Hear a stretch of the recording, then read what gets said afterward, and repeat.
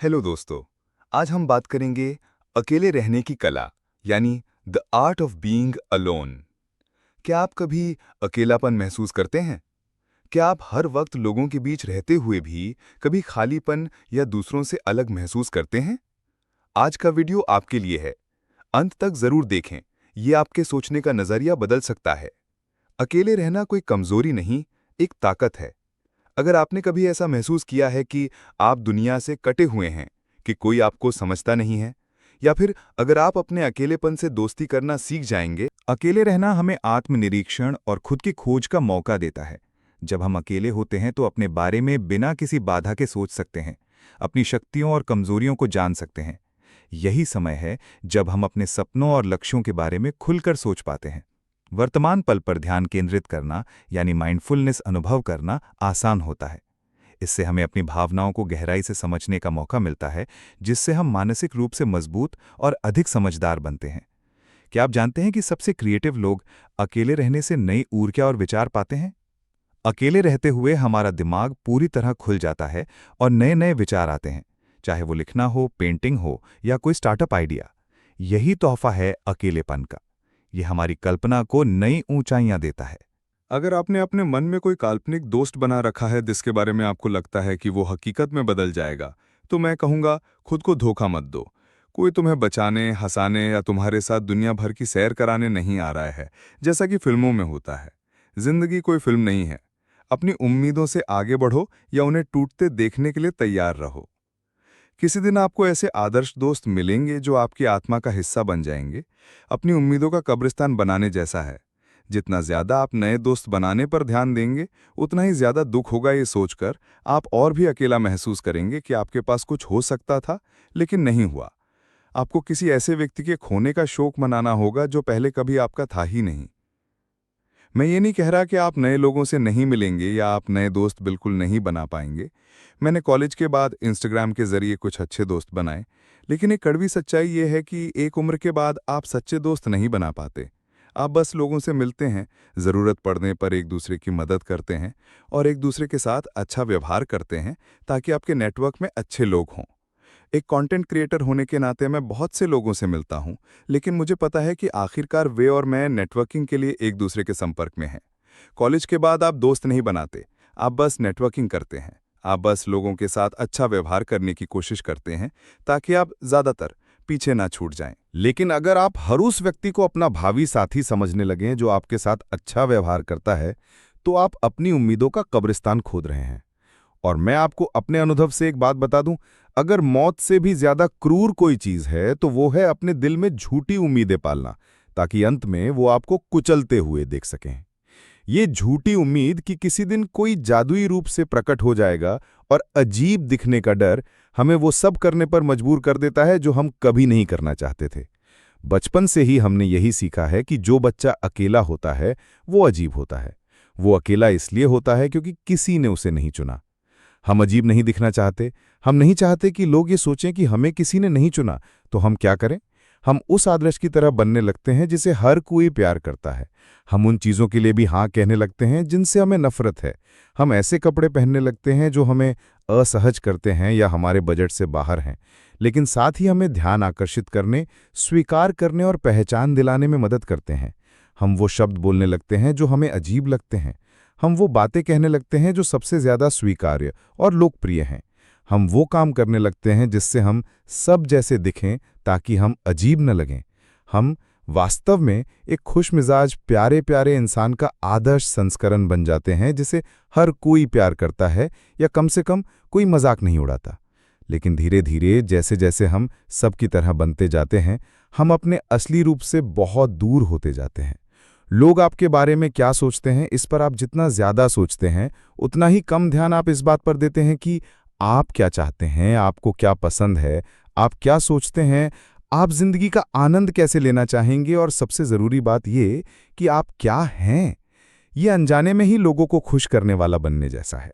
आप वास्तव में क्या थे और दूसरों के साथ घुलने मिलने की उम्मीद में आप क्या बन गए हैं कि बीच का अंतर इतना बढ़ जाता है कि आपको खुद को पहचानना भी मुश्किल हो जाता है। और यहीं से अकेलेपन की जड़ जन्म लेती है। लोग अपनी जमात ढूंढने की चाह में सबसे स्वीकार्य संस्करण बनने लगते हैं। और इस उम्मीद में कि वे अपना असली रूप खो देते हैं। और यही वजह है कि हम खुद के साथ बिताए समय को अकेलापन कहते हैं। अकेलापन तब नहीं होता जब आपके आसपास लोग ना हों। अकेलापन तब होता है जब आप खुद को अपने अंदर नहीं पा सकते। जिस पल आपको अपने असली रूप की कमी का एहसास होता है, उसी पल अकेलापन आपके अंदर घर कर लेता है। ये सबसे बुरा अकेलापन है, जहां आप लोगों से घिरे होते हुए भी अकेलापन महसूस करते हैं। ऐसा लगता है जैसे आप खुद को महसूस ही नहीं कर पा रहे हैं, जैसे आप अब वहां हैं ही नहीं। इसकी शुरुआत इस बात से होती है कि आप वो बनने की कोशिश करते हैं जो आप नहीं हैं, क्योंकि आप दूसरों के साथ घुलना मिलना चाहते थे। लेकिन इसकी वजह से आप खुद से नफरत करने लगते हैं। और मुझे बताइए, ऐसा कैसे हो सकता है? क्या कोई ऐसे इंसान को स्वीकार करेगा जो खुद को स्वीकार नहीं करता? कोई किसी के साथ समय बिताना कैसे पसंद कर सकता है? एक ऐसा इंसान जो खुद के साथ समय बिताना पसंद नहीं करता, यह आपको कहाँ ले जाता है? कहीं नहीं। लोगों की स्वीकृति और प्यार पाने की होड़ में आप खुद को ही खो देते हैं। हर गुजरते दिन के साथ बोझ और भारी होता जाता है। हर दिन आपका असली रूप आपसे दूर होता जाता है। आपकी अपनी छवियां धुंधली होती जाती हैं और अपने अंदर गहराई से झांकना कष्टदायक हो जाता है।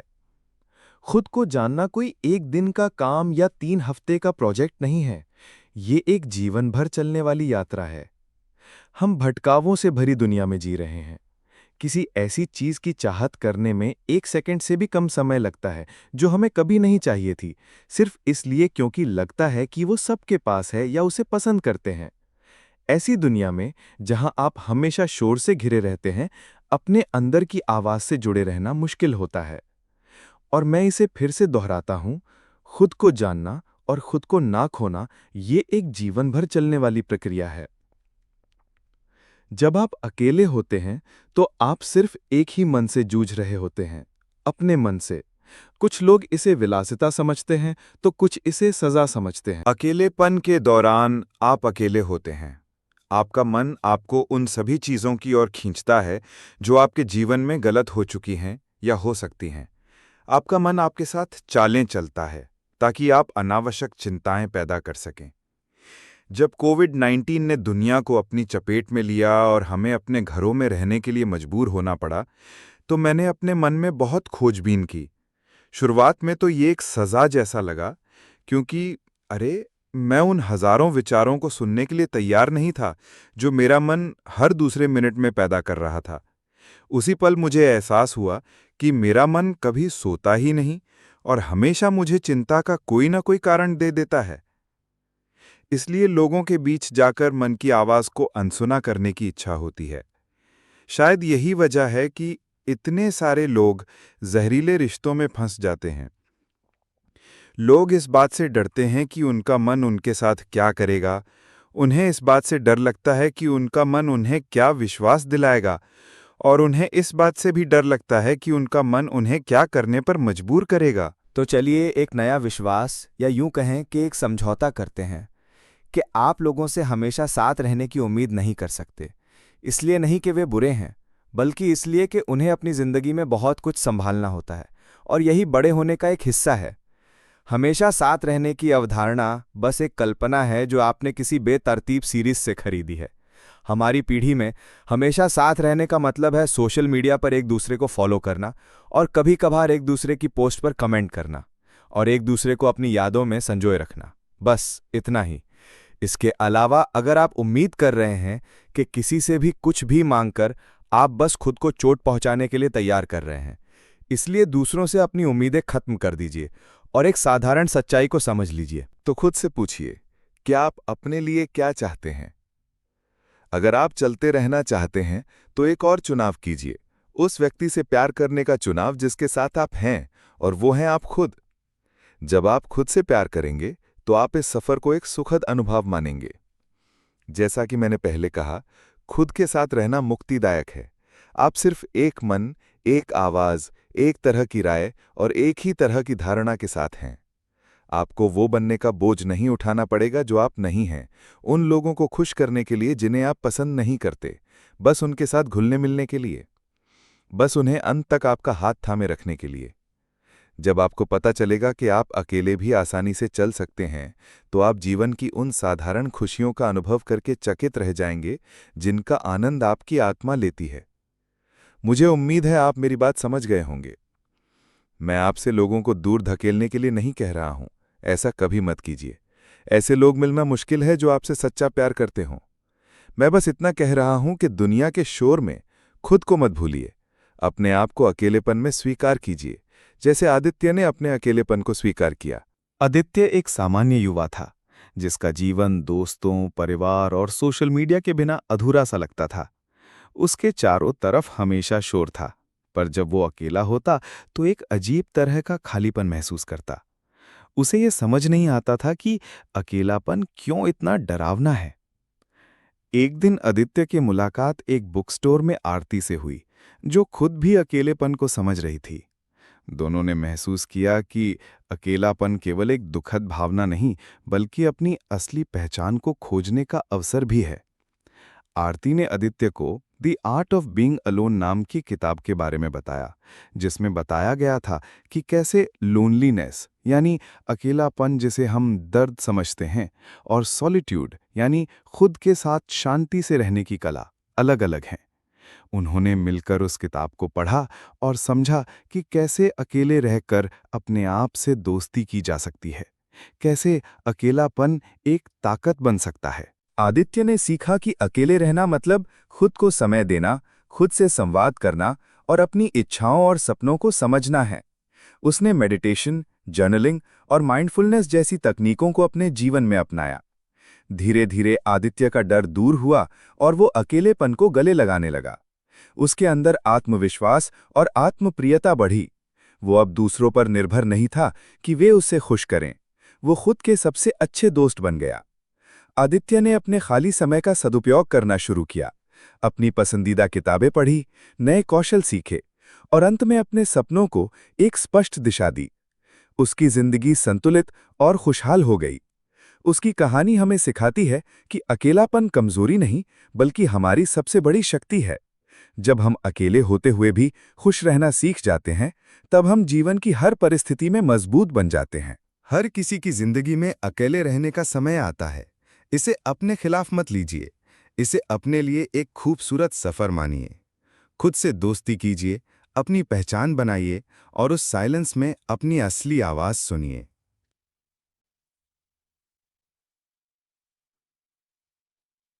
कई लोग सोचते हैं अकेले रहना मतलब कमजोर होना, लेकिन सच ये है कि अकेली यात्रा इंसान को सबसे ज्यादा मजबूत बनाती है। खुद के साथ समय बिताना सीखिए, चाहे किताब पढ़िए, वॉक पर जाइए या नई स्किल सीखिए। और सोशल मीडिया से थोड़ा समय निकालकर अपने मन की आवाज सुनिए।